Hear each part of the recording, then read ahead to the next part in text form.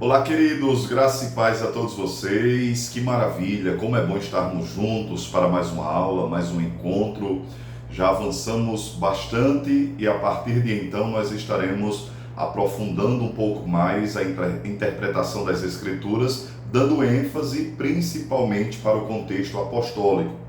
Esse módulo, que é o módulo de História da Interpretação, nós já progredimos um pouco, trabalhamos na nossa primeira aula a interpretação judaica. Naquele momento nós consideramos como aqueles que foram os primeiros a receberem as Sagradas Escrituras, os judeus, como que eles interpretavam as Escrituras. Uma das coisas que eu pontuei com vocês foi a interpretação baseada na alusão intrabíblica. Eu acredito que esse é um dos pontos essenciais da interpretação judaica veterotestamentária, tá bom? Na nossa segunda aula, nós trabalhamos a questão do judaísmo rabínico. Eu espero que tenha ficado claro para vocês que quando nós falamos sobre o judaísmo rabínico, nós estamos dando ênfase, destaque a um judaísmo que tem como ponto de partida o contexto do Segundo Templo até o período que antecede o próprio cristianismo, tá certo? Então, eu destaquei com vocês 3 escolas ou 3 lugares. Em primeiro lugar, nós falamos sobre a importância de uma escola judaica existente lá no Egito, em Alexandria, mais precisamente. Falei também sobre uma escola judaica presente dentro do contexto da Babilônia, que eram os remanescentes do próprio cativeiro, e em terceiro lugar, uma escola também existente em Jerusalém. Então foram essas 3 escolas, esses 3 grupos que nós demos um pouco mais de destaque nas nossas últimas aulas. Hoje nós vamos avançar um pouquinho mais, tratando sobre a interpretação apostólica propriamente dita. Quando nós falamos sobre a interpretação apostólica, nós precisamos compreender algumas coisas. O período apostólico, nós fazemos um recorte entre o ano 30 depois de Cristo até o ano 100. Então veja, nós estamos dentro do contexto do século I.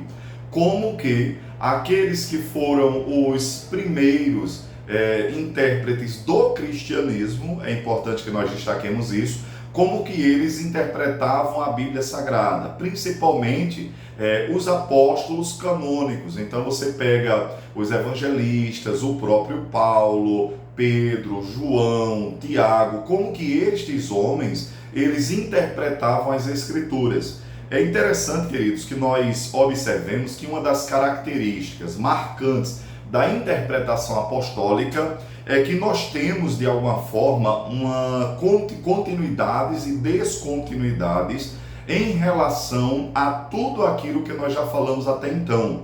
Então veja, eu pontuei para vocês que a interpretação tanto judaica quanto rabínica, elas eram marcadas por alegoria, muitas vezes, por outro lado, alguma espécie de literalismo, também uma dependência em alguns momentos de outros escritos, de grandes rabinos, para facilitar a própria interpretação.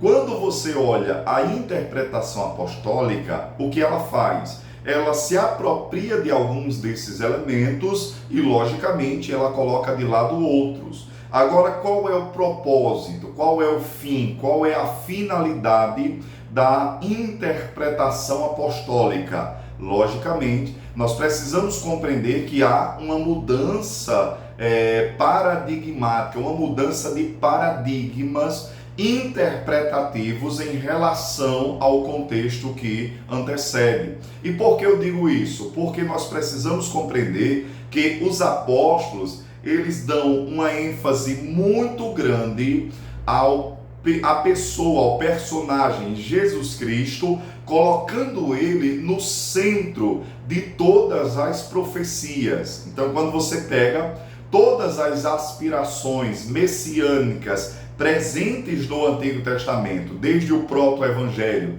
descrito lá em Gênesis 3,15, passando por todas as profecias dos profetas maiores e menores, até os dias de Jesus, os apóstolos pegam essas aspirações e criam um link com Cristo. Então ele é literalmente o cumprimento de todas essas promessas, é ele sobre quem todos os profetas profetizaram, pré-anunciaram e também aspiravam à sua manifestação, tá certo? Então eu vou trabalhar com vocês que a mudança paradigmática está exatamente no fato deles olharem para Jesus e colocarem Jesus em uma posição que, diga-se de passagem, era uma posição única no quesito relevância. Por quê, queridos? Porque eles pegam Jesus Cristo na maneira de interpretar as Escrituras e eles colocam Jesus acima de grandes lideranças judaicas que ocupavam lugar de muita importância, como, por exemplo, o próprio Moisés. Então, quando você olha Moisés, ele é literalmente o personagem dentro da mentalidade judaica, um dos personagens mais importantes, e eles pegam Jesus Cristo e colocam Jesus em um patamar, em uma posição acima do próprio Moisés. Então veja que, com base nisto aqui, nós já temos de alguma maneira um abandono das raízes judaicas, porque eles olham para Jesus e percebem-no como sendo um personagem diferenciado, tá certo? É interessante que nós compreendamos que essa maneira de lidar com a manifestação de Jesus não era algo novo. O próprio Cristo mesmo, quando você contempla o Sermão da Montanha, ele meio que faz um contraponto entre ele, o seu ministério, e também a autoridade do próprio Moisés. Quando ele faz a seguinte declaração: ouvistes o que foi dito, logicamente pela lei, pelo próprio Moisés, ouvistes o que foi dito por ele, eu, porém, vos digo. Então veja que Jesus, ele vai sempre tratar ali um equivalente neotestamentário para tudo aquilo que Moisés ensinou, explicando e trocando em miúdos. Então tudo aquilo que Moisés instruiu, ensinou, Jesus desenvolve dentro da nova aliança um equivalente.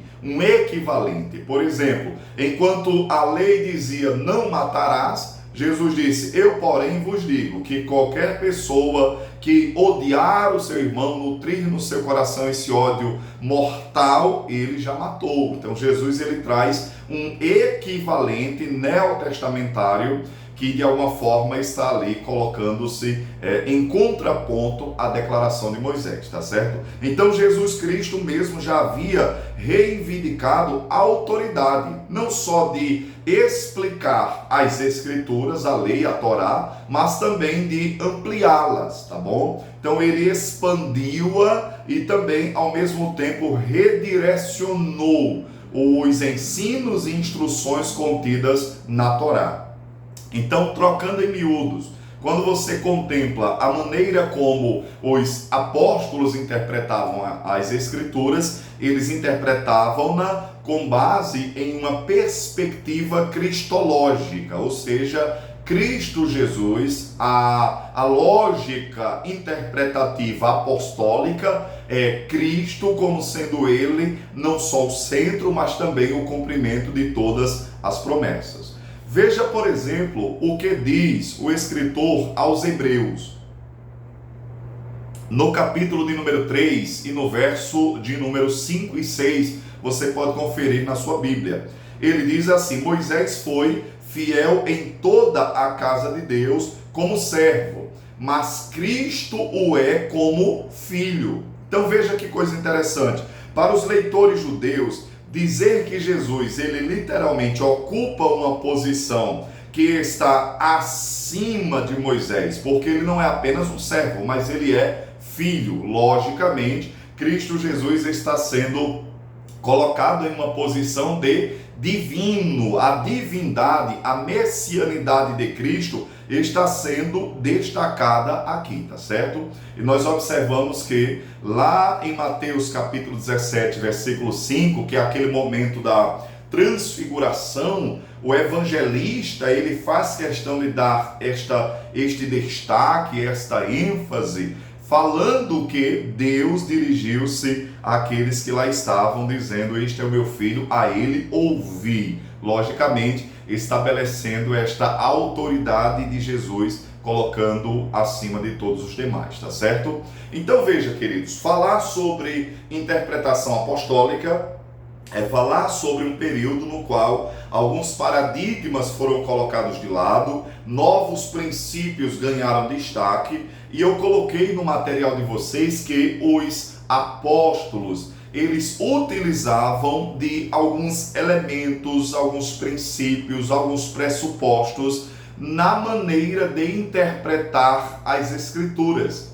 E eu destaquei pelo menos três características. A primeira delas é a interpretação literal. Segundo lugar, a interpretação contextual literal. E em terceiro lugar, a interpretação do princípio à aplicação. Eu quero trabalhar com vocês cada um desses três princípios, métodos, pressupostos, caminhos que foram delineados pelos apóstolos, para que nós contemplemos e aprendamos um pouco mais como é que eles pegavam o texto judaico e interpretavam-no à luz de tudo aquilo que estava acontecendo diante dos olhos deles. Então, quando a gente fala sobre, em primeiro lugar, em primeira mão, a interpretação atrelada ao seu literalismo, usando esse princípio da interpretação literal, nós observamos que, de alguma maneira, eles se apropriam de exemplos, figuras e realidades retratadas no Antigo Testamento, criando links e apontamentos com Cristo, sem precisar impor sentidos estranhos ao texto. Quando Jesus Cristo ele estava em uma sinagoga lá em Nazaré, conforme está descrito em Lucas capítulo 4, Jesus mesmo ele se apropria desse tipo de interpretação literal. Porque veja, utilizando o rolo pergaminho de Isaías, que está escrito que o Espírito do Senhor está sobre mim, porque ele me ungiu para anunciar liberdade aos cativos, anunciar o ano aceitável do Senhor. Jesus Cristo, após fazer aquela leitura, ele fechou o pergaminho, entregou aos responsáveis e ele disse: hoje cumpriu-se esta palavra. Veja, a maneira, o método, a forma como está sendo tratado o texto sagrado é uma interpretação literal. Então, aquilo que foi dito, aquilo que foi proferido, aquilo que foi anunciado pelos lábios do próprio Isaías, encontra um cumprimento literal na pessoa de Jesus Cristo, tá certo? Então isso aqui seria uma interpretação mais literalista. Então lá está o texto, lá está a passagem. Então há apenas uma subsunção aqui do texto ao evento e logicamente ao cumprimento literal. Vocês estão lembrados que quando João Batista foi preso, de alguma maneira ele não compreendeu adequadamente o ministério de Jesus, ele enviou emissários, mensageiros a Cristo, para que estes indagassem o mestre, perguntando se ele de fato era o Messias ou precisavam aguardar um outro. Olha que coisa interessante, João, ele está em crise porque o ministério de Jesus não se adequa a um conceito messiânico puramente político, porque ele entendia um líder político e Jesus estava dando mais ênfase a milagres, a cura, a restauração e tudo mais, e a pregação da palavra. Como é que Jesus lida com essa dúvida do próprio João Batista? O escritor, o evangelista, nos mostra, lá em Lucas, capítulo de número 7, versículos 21 ao 23, ele mostra-nos que Jesus, ao ser indagado, ele chama os emissários de João e ele diz: anunciai a João que paralíticos são restaurados, cegos veem, surdos ouvem, e aos pobres é anunciado as boas novas do Evangelho. Quando Jesus usa essa declaração, ele está utilizando exatamente de Isaías 35, versículos 5 e 6. Então veja que a um texto, a uma passagem, e de maneira literal ela é aplicada a uma outra realidade, tá certo? Essa é uma maneira de interpretar, esta é uma forma de lidar, esta é uma característica extremamente presente dentro do contexto do Novo Testamento, tá certo? Então nós observamos também que uma outra coisa que os apóstolos faziam com muita frequência era a ênfase na inauguração do reino de Deus como sendo uma realidade existente, presente e visível a todos eles. Você vai observar, por exemplo, que quando o próprio Cristo ele entra em cena, esta é uma ênfase do seu ministério. Arrependei-vos porque é chegado o reino de Deus. João Batista também anuncia essa mesma realidade. E de alguma forma, os próprios discípulos, eles também, os próprios apóstolos e discípulos também usam elementos atrelados ao reino para fazer uma interpretação literal entre as promessas, profecias e o próprio Cristo. Se você quiser sintetizar a maneira como os apóstolos interpretavam, quais eram os princípios e métodos, você pode descrever em uma sentença. Eles entenderam o Antigo Testamento de maneira cristológica. Queridos, deixe-me fazer aqui uma pequena observação. Eu e você precisamos compreender que esta forma, esta maneira de lidar com o Antigo Testamento de forma cristológica, é isso que difere, que diferencia, que distingue a nossa maneira de interpretar a Bíblia, por exemplo, em relação a um rabino judeu qualquer.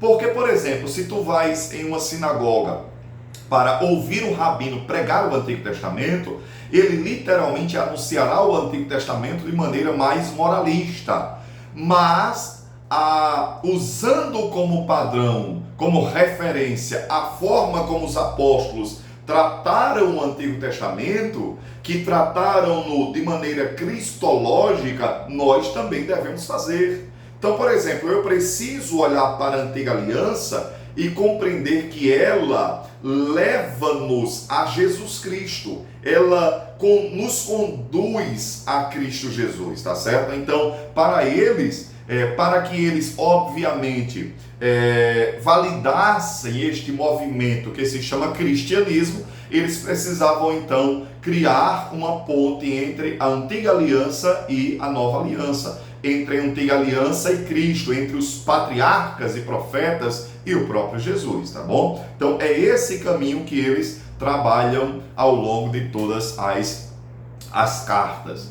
Inclusive, o apóstolo Paulo, ele faz uma observação bem legal. O apóstolo Paulo, ele diz que quando os judeus liam o Antigo Testamento, eles de alguma maneira tinham sobre os seus olhos véu, venda. Ler o Antigo Testamento sem ver Cristo é como se nós tivéssemos vendas nos nossos olhos. Ou seja, não conseguimos contemplar o real sentido, o desdobramento da história, o fio condutor entre Antigo e Novo Testamento.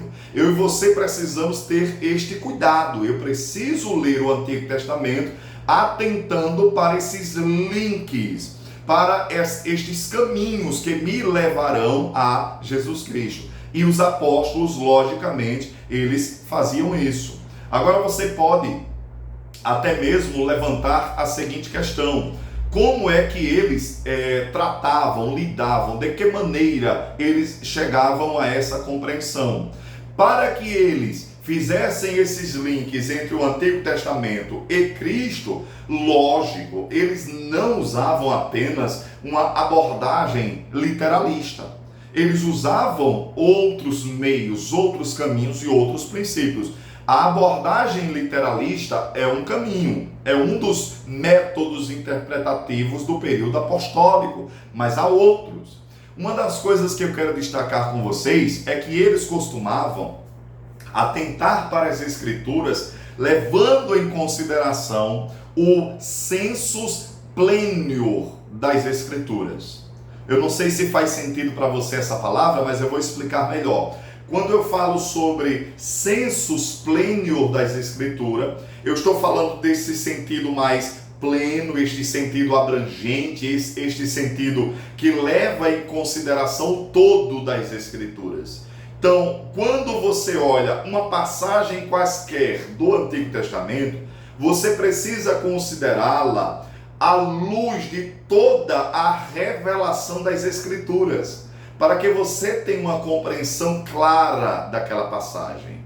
Então veja, trocando em miúdos e explicando, levando em consideração o sensus plenior. É como se, por exemplo, você pegasse essa passagem de Gênesis 3,15, Gênesis 3,15 do proto-evangelho, quando fala sobre a semente da mulher, e você levantasse ou levasse em consideração a figura do descendente da mulher à luz de todo o desenvolvimento progressivo da revelação, até chegar em Jesus Cristo de Nazaré, tá bom? Então você iria observar o todo. É como se você, por exemplo, pegasse a figura de um cordeiro, o cordeiro que foi morto para prover túnicas para Adão e Eva no jardim.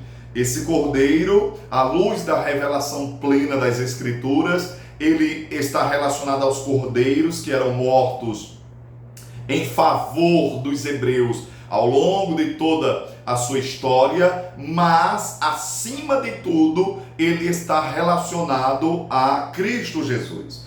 Então, o sentido pleno daquele cordeiro é Cristo. Cristo é o ápice. Cristo é o ponto mais alto, Cristo é o alvo. Então o sentido pleno é você olhar a revelação total das Escrituras e como ela lida com determinado assunto, tá certo? Então veja, os apóstolos eles atentavam para essa lógica, este sentido pleno das Escrituras. Em primeiro lugar, destacando a interpretação mais literalista. O texto diz isso e de maneira literal eu crio uma ponte com Jesus, com o seu ministério, com a sua vida, com a sua existência. Mas há também um outro caminho e para este caminho eu preciso que você redobre a sua atenção. Porque eles também usavam uma maneira, um método interpretativo que nós chamamos de tipológico. O que é o método de interpretação conhecido como tipologia. Queridos, a tipologia é um dos métodos que, inclusive, tem um livro que eu vou indicar para vocês, que o Paulo Anglada, ele faz uma observação sobre a necessidade de nós termos cuidado com a tipologia. Porque, de alguma forma, vocês observarão que a tipologia, ela pode descambar para uma alegorização exagerada. Então, nós temos limites. Quando eu falo sobre tipologia, eu estou me referindo o Antigo Testamento contém objetos, ideias, padrões, personagens que antecipam a sua revelação e plenitude do Novo Testamento. Conseguiu entender? Senão eu vou aumentar ainda mais o seu nível de compreensão dessas realidades.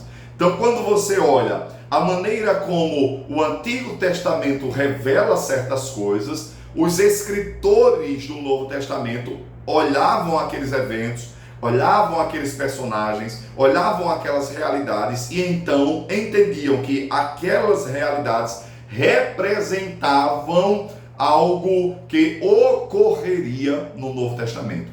Um exemplo muito tranquilo, muito simples disso aqui, de tipologia, de interpretação tipológica, é o que acontece em Mateus, capítulo de número 2 e versículo de número 19.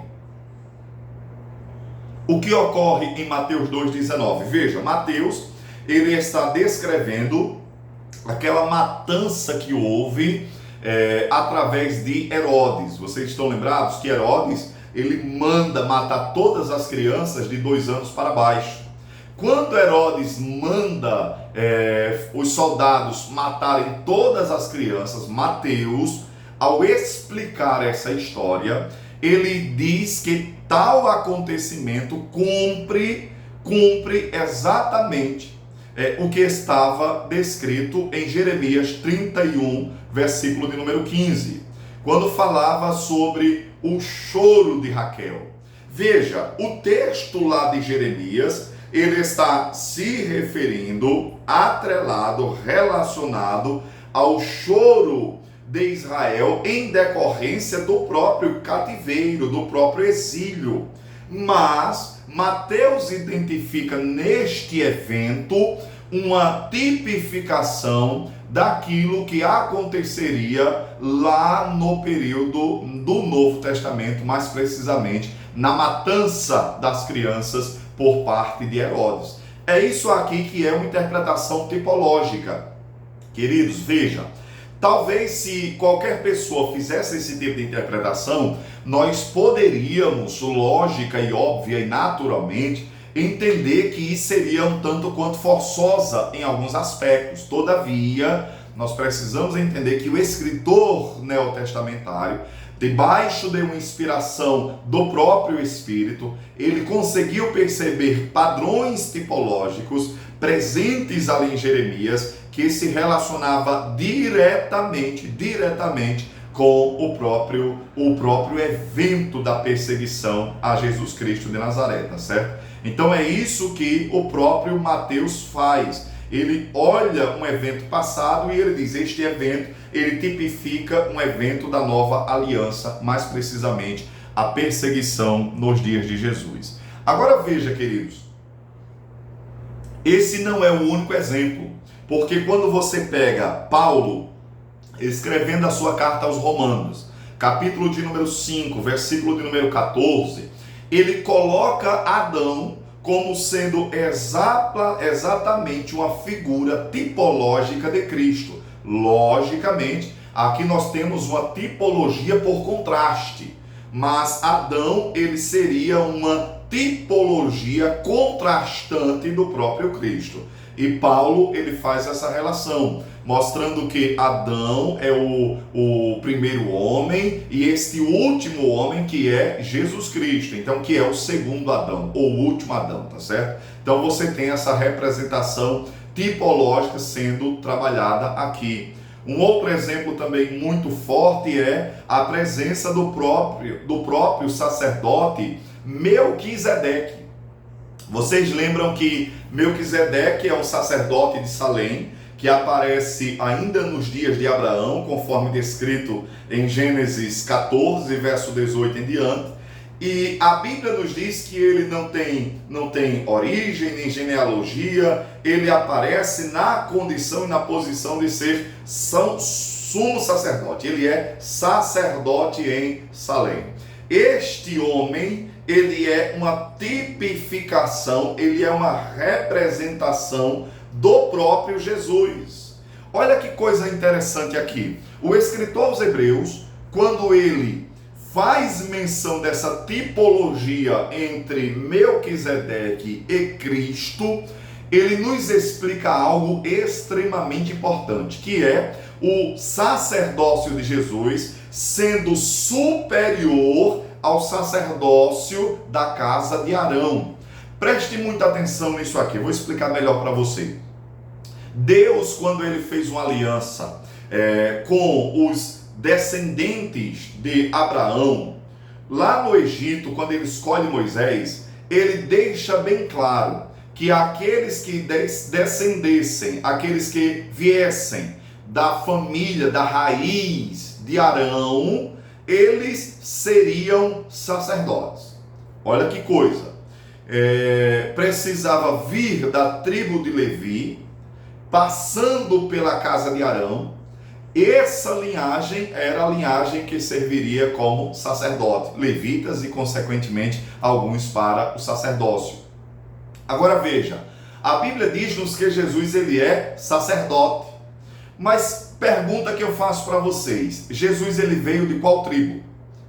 Jesus ele veio da tribo de Levi ou ele veio da tribo de Judá? Exatamente, ele veio da tribo de Judá. Agora, se Jesus veio da tribo de Judá, como é que Jesus era sacerdote? Se a tribo de Judá não dava ou gestacionava sacerdotes para Israel. É aqui que está o X da questão. O escritor aos Hebreus, ele usa como pontapé inicial do sacerdócio de Cristo não Arão, mas Melquisedeque. E veja, quem era Melquisedeque? Melquisedeque, ele veio muito antes de Arão. Melquisedeque, ele era do mesmo período que o próprio Abraão. E o que aconteceu quando Melquisedeque encontrou Abraão? A Bíblia diz que Abraão entregou todos os dízimos a Melquisedeque e Melquisedeque abençoou Abraão. Então veja, se Melquisedeque abençoou Abraão, logo Melquisedeque é maior do que Abraão. Você concorda que quem abençoa é maior do que quem é abençoado? Então Melquisedeque é maior. Quando Melquisedeque se coloca acima de Abraão, logicamente ele também está acima dos descendentes de Abraão, que seria Levi, que seria Arão. Então Cristo Jesus, ele vem do sacerdócio de Melquisedeque. É um sacerdócio acima, é um sacerdócio superior. Então veja, quando o escritor bíblico ele faz essa relação, ele está usando a relação tipológica. Melquisedeque é o tipo e Jesus, anote isso, é o antítipo.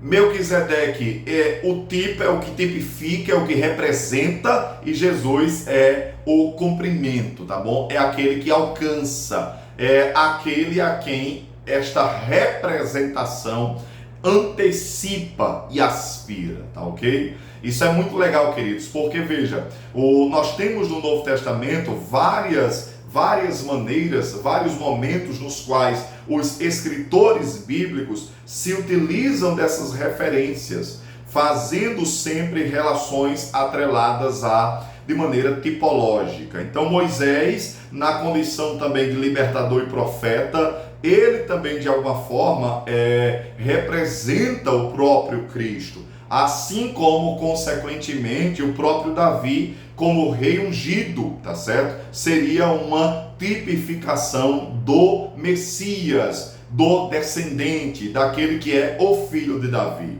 E nós vamos observar que nas Escrituras comumente se utilizava esse tipo de referência, usando pessoas da antiga aliança que representam acontecimentos no Novo Testamento, tá ok? Relacionado a Jesus. Mas a tipologia, como eu lhes disse há pouco, não restringe-se a utilizar pessoas. Nós observamos que também há elementos, também há figuras que tipificam coisas no Novo Testamento. Como, por exemplo, o Cordeiro Pascal. O Cordeiro, o sangue do Cordeiro que propiciou libertação dos hebreus lá no Egito e, consequentemente, libertações no dia a dia, no cotidiano deste povo, para que eles pudessem se relacionar com Deus, é uma tipificação direta de um outro cordeiro.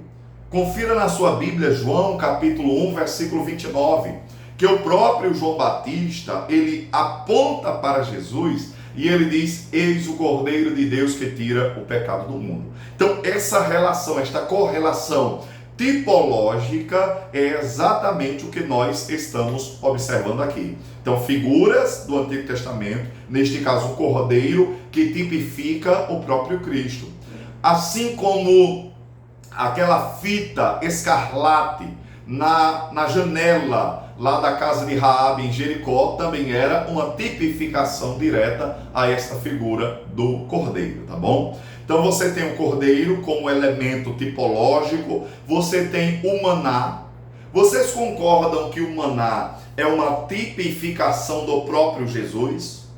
Você concorda que o maná, este alimento que Deus dera a Israel ao longo de 40 anos no deserto, era uma tipificação direta com ou ao próprio Cristo? Por que eu digo isso? Porque foi Jesus mesmo quem usou esta figura e aplicou à sua vida. Confira na sua Bíblia, João, capítulo 6, versículos 32 em diante. Olhe o que Jesus Cristo disse. Ele disse: eu sou o pão da vida. O que vem a mim jamais terá fome. É isso que ele está dizendo. Ou seja, ele está usando aqui como pano de fundo a figura do maná, tá certo? Aquele maná que era provisão diária para o povo, eles precisavam constantemente daquele alimento, e Jesus Cristo está se colocando nesta condição. Eu sou o pão da vida. Este artigo ele aponta exatamente para essa realidade. Não é mais uma provisão, mas é a provisão de Deus para a humanidade. Então Jesus Cristo ele é de maneira tipológica representada no pão, no maná, que era despejado sobre o povo de Israel. Uma outra referência tipológica do Antigo Testamento, e esta é muito conhecida, é exatamente a rocha ferida. Vocês lembram que Moisés, ele experienciou o seu relacionamento lá com a rocha descrito na Bíblia em dois momentos bem distintos. Em um dado momento, em meio à seca, a Bíblia nos diz que Deus ordena que Moisés fira a rocha. Ele fere, água jorra, o povo bebe, saciaram a sua sede, e então, em um outro momento, Deus ordena que Moisés apenas fale a rocha. Moisés, debaixo da pressão de Israel, as pessoas murmurando, as pessoas questionando, as pessoas pressionando, a Bíblia diz que Moisés, ele fere aquela rocha. Foi exatamente por causa disso que Moisés foi impedido de adentrar a terra de Canaã. E por que isso? Veja que não é apenas um ato deliberado, pontual, não. Deus disse que Moisés perdeu a oportunidade de glorificar o seu nome aos olhos da nação de Israel. Quando Paulo interpreta a figura da rocha, Paulo faz questão de dizer que aquela rocha, ela era Cristo. Tipologicamente, ela representava Cristo. E como Cristo não foi ferido duas vezes, mas apenas uma, nós temos aqui exatamente a razão, o porquê de fato Moisés também ter transgredido neste episódio, tá certo? Então, queridos, quando você observa essas correlações, Antigo Testamento, pessoas apontando para Jesus, isso é tipologia. Elementos como, por exemplo, a rocha, o maná, o cordeiro e outros também. Como você pode observar, o candelabro representando Cristo como sendo ele literalmente a luz do mundo, e outras figuras do Antigo Testamento. Isso aqui é tipologia. Isso aqui é tipologia. Qual é o cuidado que você deve ter? Você deve tentar manter-se ali nos limites que são apresentados pelos próprios escritores canônicos. Ou seja, tenha cuidado para que você não exagere nessas relações tipológicas, tá bom? Vamos observar de fato até que ponto o escritor bíblico nos dá indícios de que estas relações elas são bem-vindas, tá bom? Então veja, queridos, quando nós destacamos a interpretação tipológica, eu particularmente identifico como sendo um ponto forte desta interpretação é o fato de que ela mantém e preza pela unidade das Escrituras. Ela entende que a Bíblia Sagrada não é uma colcha de retalhos. Ela entende que a Bíblia Sagrada não é apenas uma espécie de mosaico desconexo. Mas ela entende que a Bíblia Sagrada como um todo, nós temos ali uma unidade perfeita. E esta unidade é observada quando você consegue pegar passagens, a Bíblia, o texto veterotestamentário, o Taná hebraico, e você consegue fazer essas relações com a pessoa de Jesus. E a tipologia é um dos métodos, tá bom? É uma das ferramentas que você pode utilizar para alcançar este alvo. Fez sentido para vocês isso aqui? Observou a importância, a necessidade e, acima de tudo, uma maneira em que os apóstolos interpretavam esta figura? Ou seja, olhando para o Antigo Testamento, não só de passagens literais, mas também tipológicas, aplicando-as a Cristo Jesus. Então esse tipo de interpretação, de alguma forma, ele evita a fragmentação da Bíblia, defende a continuidade das Escrituras e ao mesmo tempo faz com que os apóstolos salvem o Antigo Testamento e dá ao Antigo Testamento relevância para a igreja, ok? Então, por exemplo, você já observou, já ouviu, eu já ouvi muito isso, às vezes até mesmo em sala de aulas, em que alguns alunos, eles perguntam se o Antigo Testamento, se há relevância, aplicabilidade lógica em relação ao Antigo Testamento, ou se o Antigo Testamento é apenas um livro arcaico, antigo, obsoleto, sem sentido e que caducou. Quando você olha a maneira como os apóstolos interpretavam o Antigo Testamento, logicamente, você observa que eles estão dando muito valor ao Antigo Testamento. Eles estão dizendo, não, o Antigo Testamento não é apenas um livro, não é um livro arcaico, antigo, sem valor, obsoleto e que caducou, jamais. O Antigo Testamento é a base da nossa fé cristã. A nossa própria fé cristã, é um edifício que foi erigido sobre o alicerce do judaísmo, ok? Então, quando você usa esses métodos para interpretar o Antigo Testamento, você está dando o devido valor ao Antigo Testamento e colocando essa Bíblia Sagrada nas mãos da igreja contemporânea e dizendo para elas, olha, o Antigo Testamento ainda é uma escritura útil para o nosso crescimento, para a nossa aprendizagem, para o nosso progresso espiritual. A Bíblia Sagrada é um livro que tem essa característica, tá certo? Então, queridos, aqui nós contemplamos a segunda maneira de lidar com as Sagradas Escrituras, tá certo? Ou seja, eles faziam essas abordagens, sempre levando em consideração as conexões, é assim que eles tratavam. E nós observamos também que além dessa maneira de lidar, nós temos a interpretação literal e contextual, na qual eles interpretavam o Antigo Testamento de forma mais ampla, de acordo com o seu sentido comum dentro dos contextos originais. Quando eu olho essa maneira de lidar com o texto sagrado, o que é que nós observamos?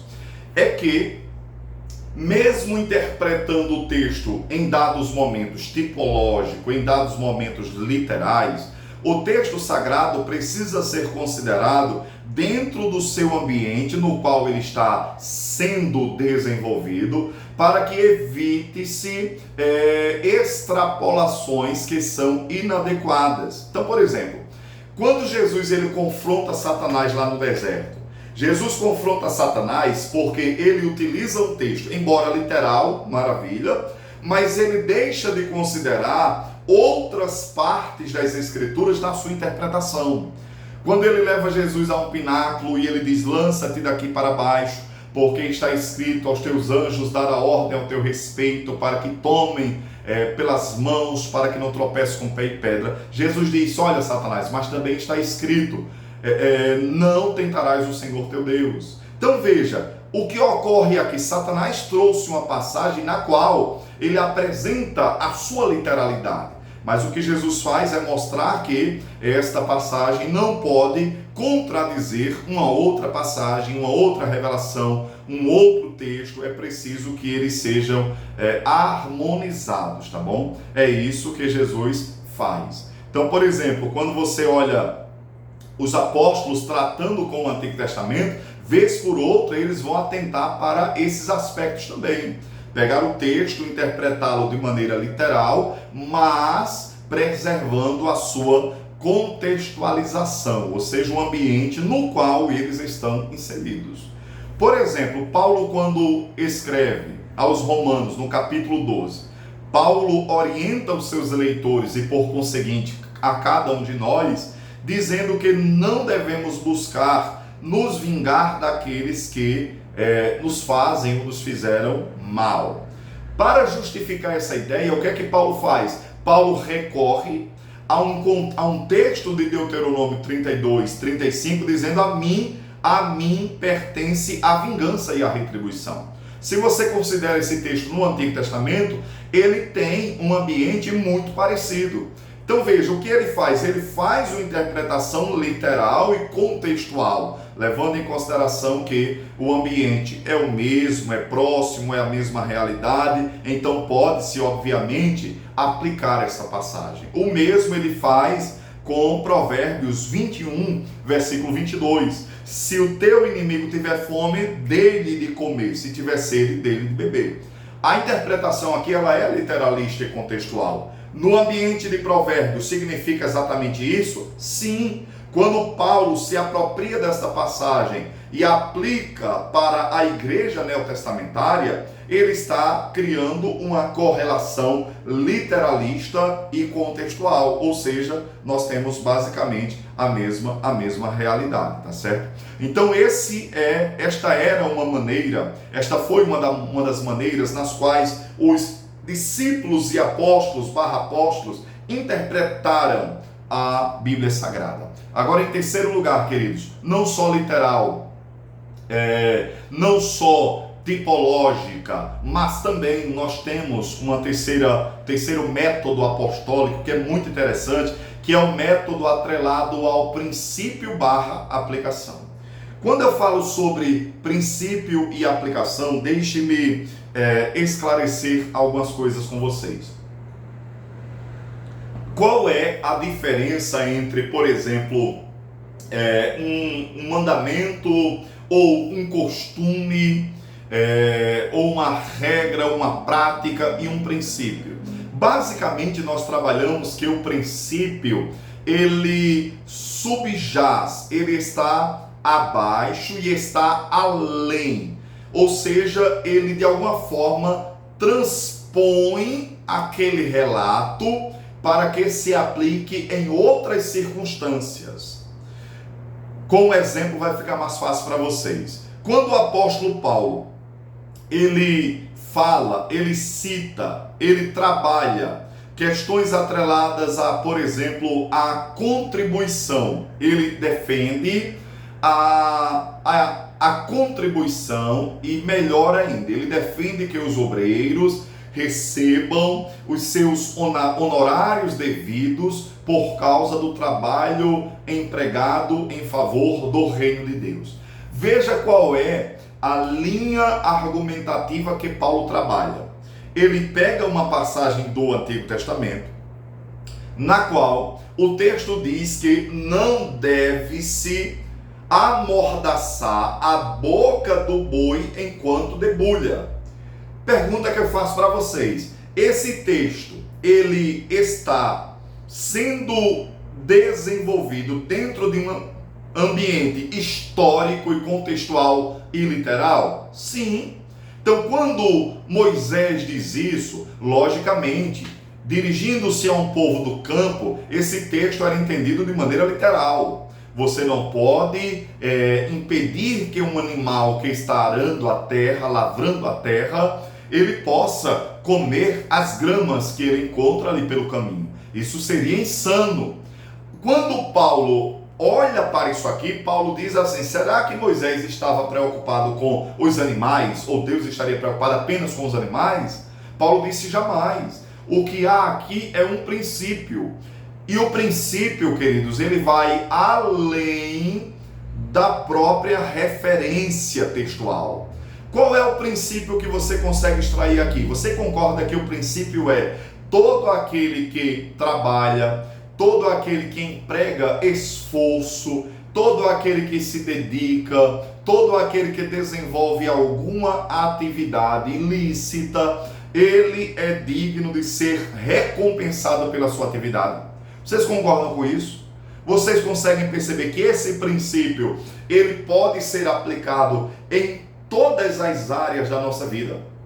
Não apenas para o contexto no qual Paulo utiliza, porque Paulo está falando sobre a importância e necessidade de os obreiros serem remunerados por causa dos seus serviços. É isso que Paulo diz.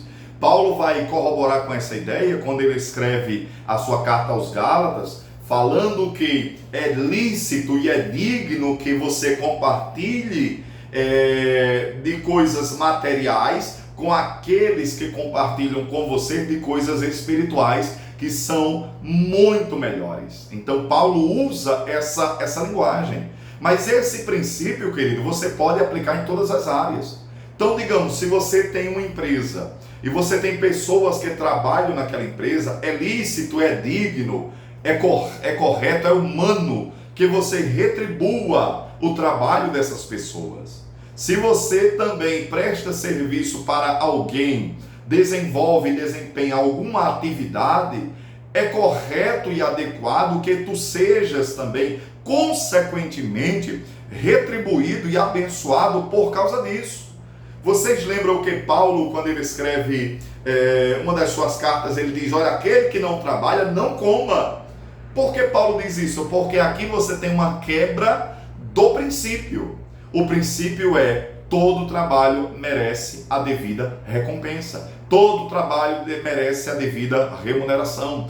Todo trabalho merece a devida assistência. É sobre isso que Paulo está tratando. E qual é, ou como é que nós podemos identificar este tipo de interpretação? Nós chamamos de interpretação de princípio e aplicação. Então, quando você observa uma passagem do Antigo Testamento, uma passagem na qual o autor sagrado, ele extrai elementos que estão para além daquela passagem e aplicam-no a outras realidades, nós estamos falando aqui de princípio. Princípio em todos os tempos, ele é válido. É como, por exemplo, deixa eu só fazer uma correlação aqui que eu acho muito legal. Veja, nós observamos que dentre os mandamentos apresentados no Antigo Testamento, você tem um deles que é o mandamento de guardar o sábado, o Shabat. É o dia do descanso. Este é um mandamento que antecede a lei. O próprio Deus trabalhou 6 dias, descansou no sétimo. Este é um mandamento que é ratificado na lei. Para os hebreus, de maneira direta, o texto dizia que eles precisavam descansar o Shabat. Shabat e descanso é a mesma coisa. O sábado era o dia do descanso. Mas no Novo Testamento nós não temos de forma taxativa, direta, prescritiva, nenhuma passagem que assegure que nós devemos guardar o sábado. De todos os mandamentos, esse é o único que não aparece. Mas veja, o mandamento em si parece-nos que, à luz de uma hermenêutica, à luz de uma boa exegese do Novo Testamento, não há mais aplicabilidade de forma literal. O nosso sábado não é mais um dia, o nosso sábado é Cristo, ele é o nosso descanso. Concorda com isso? Ok. Mas veja, você concorda também que eu tenho aqui um princípio que vai para além do sábado e este princípio é digno de que nós o observemos? Vou explicar melhor para você. Quando eu falo que tem um princípio que transpõe, que transcende, que vai além do sábado, eu estou dizendo que o princípio aqui é um princípio atrelado a descanso, atrelado a um tempo para Deus, atrelado a um período de devoção, atrelado a um período no qual nós nos desligamos dos nossos afazeres cotidianos e nos devotamos à busca, à consagração e ao relacionamento com o Eterno. Pergunta que eu faço para você: este princípio, ele é importante, necessário e digno de ser observado ou não? É claro que sim. Então, olha que coisa legal. Este princípio, embora o mandamento claramente não esteja declarado, explícito e taxativo no Novo Testamento, eu não tenho um mandamento de um dia específico mais, não tenho, mas o princípio é importante. Qual é o princípio? Eu e você precisamos, obviamente, termos tempo para Deus, não só isso, mas também um tempo de descanso. Outras áreas do saber humano já comprovaram a importância e necessidade de nós termos um tempo para nos refazermos, um tempo para literalmente nós nos recompormos. Então veja, nós precisamos, o princípio é louvável, queridos. O princípio é maravilhoso. Então quando você olha esta realidade veterotestamentária e a maneira como eles lidavam como eles tratavam essa questão, nós observamos a questão do princípio, tá certo? Então são essas três maneiras que os apóstolos usavam para interpretar as Escrituras. Diante dessa realidade, eu concluo esta aula destacando algumas coisas aqui para vocês. Em resumo, a interpretação apostólica tanto se compara quanto se afasta do método interpretativo judaico da sua época. Ela se compara por quê? Porque em alguns momentos eles fazem relações, tá certo? Eles usam elementos que são um pouco mais figurados, que é no caso a tipologia, mas ele se afasta também. Por quê? Porque a interpretação apostólica, ela dará mais ênfase à figura de Jesus como sendo ele o cumprimento de todas as promessas. Então o distanciamento está aqui. Significativamente, eles são os últimos intérpretes notáveis com raízes judaicas. Então, esse período é muito legal, porque você está falando de uma geração que colocou os pés nos dois mundos, tá bom? Os apóstolos, eles tiveram origem judaica e a partir deste meio caminho, eles tiveram experiência com Cristo. Então, há uma fusão.